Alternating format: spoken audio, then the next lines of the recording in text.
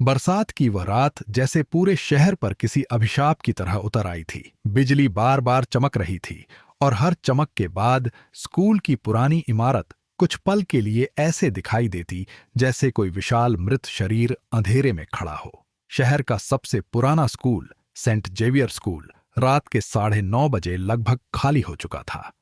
केवल 3 छात्र अब भी वहां थे, राघव, नेहा और अमन।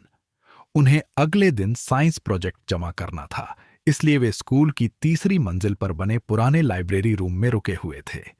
कमरे में केवल एक पीली ट्यूबलाइट जल रही थी जो हर कुछ सेकंड में झिलमिला उठती।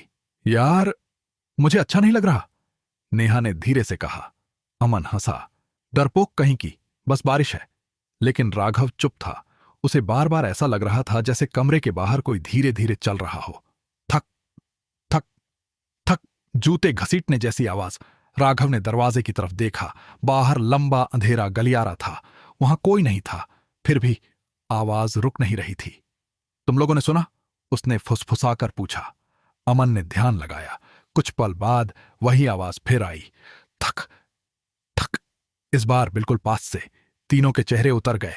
अचानक ऊपर लगी ट्यूबलाइट जोर से झपकी और पूरा कमरा 2 सेकंड के लिए अंधेरे में डूब गया।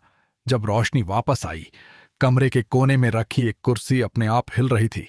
नेहा के हाथ से पेन गिर गया। ये ये किसने किया? कोई जवाब नहीं। बारिश अब और तेज हो चुकी थी। खिड़की के शीशों पर पानी इस तरह टकरा रहा था जैसे कोई बाहर से लगातार दस्तक दे रहा हो। राघव ने जबरदस्ती हिम्मत जुटाई। चलो, सामान समेटते हैं। तीनों जल्दी जल्दी किताबें उठाने लगे। तभी स्कूल की पुरानी घंटी अपने आप बज उठी। टन टन टन। रात के 9:30 बजे स्कूल की घंटी? तीनों जम गए। ये कैसे? अमन की आवाज कांप रही थी। घंटी अचानक बंद हुई और फिर गलियारे से किसी बच्चे के धीमे कदमों की आवाज आने लगी। धीरे, बहुत धीरे, जैसे कोई घसीटते हुए चल रहा हो। राघव दरवाजे तक गया। गलियारे के आखिरी छोर पर अंधेरे में कोई बैठा था। स्कूल यूनिफॉर्म पहने एक लड़का, आखिरी बेंच पर। उसका सिर नीचे झुका हुआ था। बारिश की बिजली चमकी और एक पल के लिए उसका चेहरा दिखाई दिया। पीला, बिल्कुल मृत, आंखें काली। नेहा चीख पड़ी, कौन है वो? लेकिन लड़का हिला तक नहीं। अमन ने डरते हुए कहा, शायद कोई जूनियर होगा। रात के 9:30 बजे, राघव फुसफुसाया। तीनों धीरे धीरे उसके पास बढ़े। पूरा गलियारा बर्फ जैसा ठंडा हो चुका था। जैसे जैसे वे पास जा रहे थे, हवा भारी होती जा रही थी। लड़का अब भी चुप बैठा था। उसकी यूनिफॉर्म पुरानी थी, बहुत पुरानी। ऐसी यूनिफॉर्म स्कूल में अब इस्तेमाल भी नहीं होती थी। राघव ने कांपते हाथ से उसके कंधे को छुआ। सुनो। लड़के ने धीरे धीरे अपना सिर उठाया। उसका चेहरा देखते ही तीनों पीछे हट गए। आंखों की जगह केवल काला अंधेरा था और होठों पर अजीब मुस्कान। तुम देर से आए। उसकी आवाज फटी हुई थी, जैसे किसी कुएं की गहराई से आ रही हो। नेहा रोने लगी। चलो यहां से।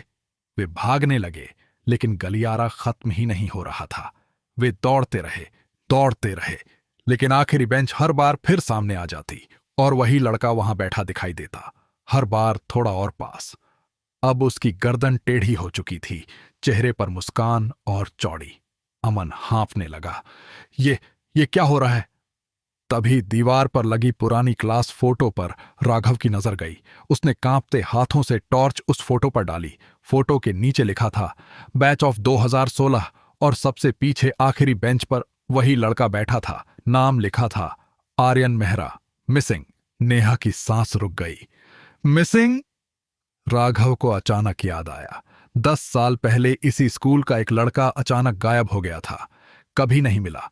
लोग कहते थे वह आखिरी बार तीसरी मंजिल के इसी गलियारे में देखा गया था। तभी पीछे से आवाज आई, मैं अभी भी इंतजार कर रहा हूं।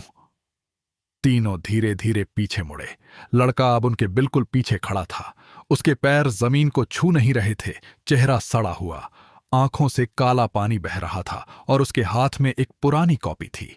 उसने कॉपी राघव की तरफ बढ़ाई। कांपते हुए राघव ने कॉपी खोली। पहले पन्ने पर खून जैसे लाल अक्षरों में लिखा था, उन्होंने मुझे बंद कर दिया था। दूसरे पन्ने पर मैं चिल्लाता रहा।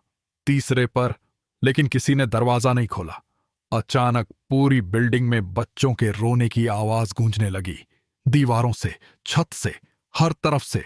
और तभी राघव को एहसास हुआ, तीसरी मंजिल का यह हिस्सा 10 साल पहले आग लगने के बाद बंद कर दिया गया था और आर्यन शायद अंदर ही रह गया था।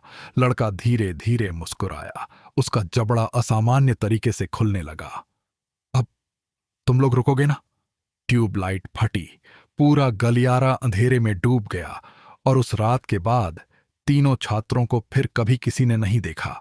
लेकिन आज भी जब बारिश की रातों में स्कूल खाली होता है, तीसरी मंजिल के आखिरी गलियारे में 4 छात्र दिखाई देते हैं, 3 खड़े हुए और एक आखिरी बेंच पर बैठा हुआ।